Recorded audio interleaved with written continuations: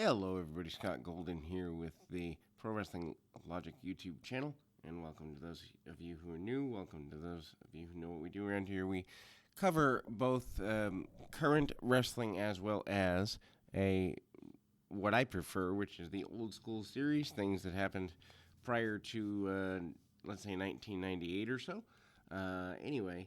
So we are going through the World Class Championship Wrestling Review series right now, episodically, according to what's on the WWE Network. I wish they had a more complete version, but I'm in 1982 and things are jumping around a bit. We are on February 20th of 1982, and overall a pretty cool show for some things, and we'll run through that here.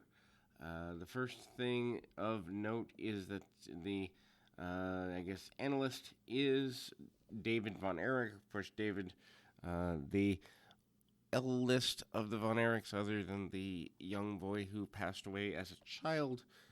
He is seen as perhaps, according to some anyway, the best wrestler of the bunch, and maybe he would have been NWA World Champion along the way somewhere instead of Kerry had he not passed away before 1984, but that is conjecture. Needless to say, we move into Carlos Zapata versus Tony Torres. Torres, a relative rookie, and I love the way the match plays out here. The story of the match is very basic, but one that is extremely useful. Torres makes rookie mistakes quite a few times, and each time he gets put down for it. Zapata, who for the most part would be seen today as an enhancement talent, does get wins over the rookie, who I think they mentioned had about a month or just a little bit more than a month experience coming into this match. There is a period where the missing of a deep arm drag is done, and that goes against Torres, and then later in the match, the missing of a drop kick upon taking a second run at it. This is such a simple thing, but going to the well one too many times is still a way to turn the tide in a match. You don't need to do 27 spots. Missing a move or missing a splash in the corner, etc., is a perfectly fine transition that I think today's talent misses. In any event, we move through the match, and a swinging neckbreaker akin to the Honky Tonk Man's Shake, Rattle, and Roll, oddly enough, several years before it's made popular in the WWF, is a win for Zapata here. What I love, and it's so fun, Zapata is successful in the match and jumps around with great joy, punching at air and acting as though he's a prize fighter who just won a world championship just off of a television match. Kind of cool to see. Then we go to the David Von Erich promo, which I don't quite understand why he needs a promo if he's doing color commentary. However, the Von Erichs always seem to get a higher pop than the rest of the building, and so that is really valuable to notice here. Kevin talks about how he is excited to be going different places, talks about flirting with women, obviously, and talks about loving to have a challenge, wanting to get rid of Gary Hart and his men, the Great Kabuki, and all other challengers, inviting people to come out to the towns. I think that's a lost art, too. Certainly during the pandemic, WWE can't do it. AEW does it, independent groups do it, but certainly the WWE does not encourage fans to come out to live events nearly as much as they used to when I was a kid, or even as much as they did 5-10 years ago. We go to Kabuki with Gary Hart versus Richard Blood. Really basic match here. Kabuki is stained with what amounts to green food coloring. The Mist, sorry if I broke kayfabe for somebody there, but that's what the Mist is. Green food coloring or red food coloring, or name your color food coloring. And hot chocolate is usually the way Mist is made. And so he stained his own chest with it. We see several strikes from Kabuki. One thing I like here, as well as in the repeat of the Kerry Von Erich match from a few weeks ago, Kabuki hits kicks and they're not knockout blows, and people know how to sell them appropriately without dying. They register the kick, but they don't oversell the kick. And I think there's a value to um, selling a kick as something that staggers you, or selling a strike in general as something that staggers you, but doesn't knock you completely out. And what's interesting in today's current product, and you see this more in the independents, however, you are seeing it with the infusion of an athletic Japanese infused style in the current product, even in WWE and AEW and other places, is you'll see two things. You'll either see people take a knee strike or a kick or a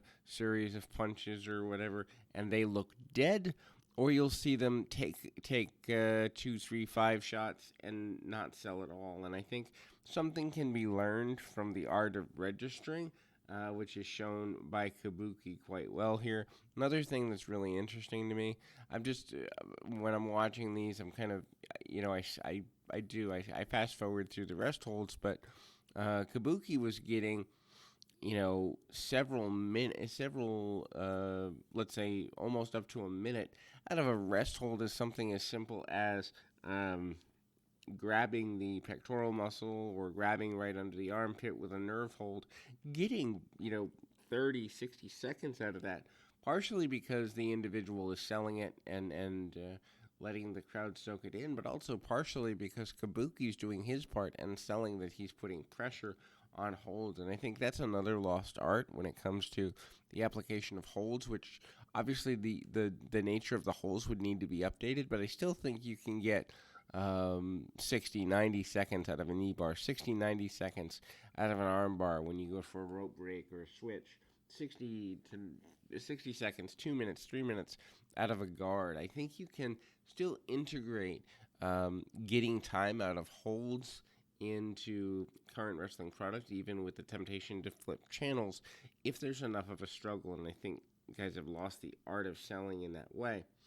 So Kabuki ends up hitting a walk the ropes knee style drop in order to get things going in his general direction. The main event, I guess I would consider it, is in the middle of the show here, as we go back to a match from a few weeks ago. Kerry Von Erich against the Great Kabuki.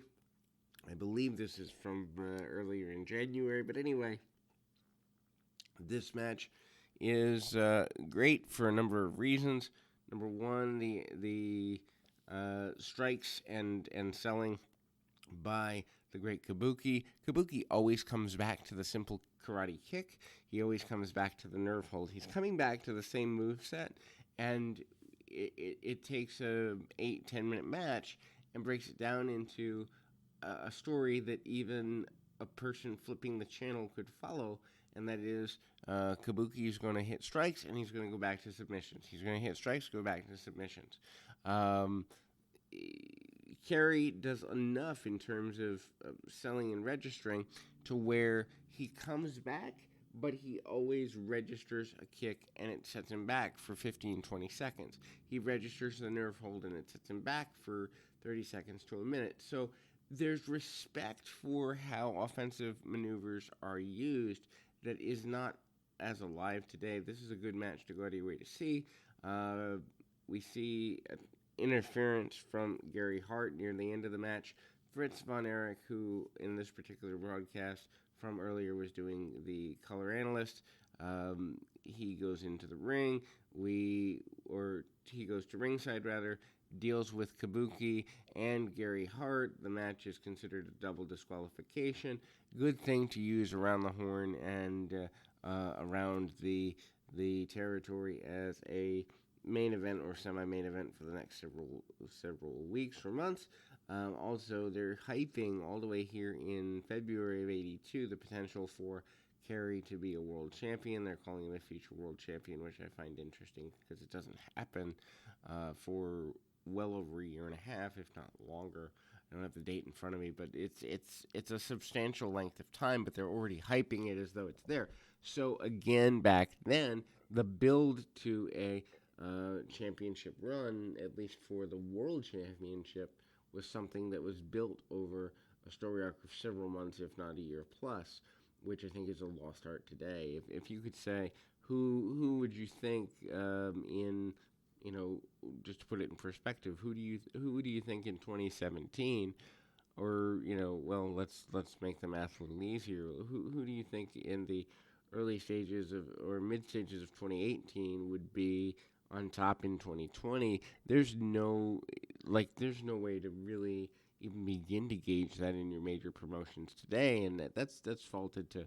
I think Ring of Honor has problems with this. I think Impact has problems with this. I think WWE, gosh, they certainly do. AEW's a little bit better. I think if you watch their episodic television, I think they're the best in the United States right now at, you know, do I believe that MJF is gonna beat Jon Moxley at the pay per view in September? No, but do I believe that MJF will have a crowning moment as world champion? Yes. Do I believe that Omega and Page will remain champion, tag team champions long term? No, but do I believe that when they finally do drop the championships, there'll be a switch. One of them will turn on the other. Yes. So there's episodic television storytelling ways in one of the national promotions, but it's so sad to know that there were dozens of territories back in the day where that build was a major part of everything. So then we go to Ivan Putski, Polish Power. I didn't know he was here in Texas. That's just my ignorance. Again, I was a little over a year old when this took place, so wouldn't have reason to know. But he's facing Jack Taylor here. Such an amazing transformation, a la maybe some chemical enhancement, as Putski in 84-85 looks like a completely different muscular being than he does here. He looks somewhat flabby and bloated, so maybe he's on a down cycle. No offense to him or his family, but I would bet that he used some enhancement substances. Anyway, we go to a very basic match where he's using his power, bear hugs, and the like, winning the enhancement match with a Polish hammer, which lacks a little bit of power. You bought it in the WWE, in WWF, but didn't really buy it here. Just wasn't really presented as a can't miss hold. Next, we see Gary Hart yelling about Kabuki will eventually destroy the Von Erich family and the Von Erich dynasty. He mentions a storyline from what I assume is a couple years prior, where he lost his hair because another one of his charges let him down. Just really liking the episodic television viewing aspect of referencing something from a long distance ago, as in what happens today in 1982 is going to matter in a couple of years if you continue following along. So that's really valuable there. The final match of the evening, Al Madril versus Captain Frank Dusek with Bill Irwin. Not really a can't miss barn burner match here, although basically a very basic match using a lot of arm drags and holds. Some counter wrestling, although just working body parts. Somewhere along the way, Madril tweaks the knee, can no longer fight and defend himself. The ref chooses ref stoppage as a way to protect Madril, which is rare. I didn't realize that stoppages due to injury were a thing as far back as the early 80s, so I'm learning something here. Anyway, Dusek and Irwin managed to beat down on Madril. This brings David Von Erich out and, gets him to acknowledge fighting off the dastardly heels. Also, throughout the development of the program, a couple other interviews. Arman Hussein, a manager, encouraging people to support World Class, not just because he works there, but because he truly believes it's the best wrestling in the world, trying to get people to come to the live events. And Kerry Von Erich talks about getting a letter from a fan whose name was something like Lacey love letter or something really bizarre. Anyway, don't know where they come up with that. Talking about being inspired and her living in several states and still being inspired as world class as the best wrestling in the world. And so I think there's a way to use even that today in terms of building brands through just building brand loyalty, and there's value in that.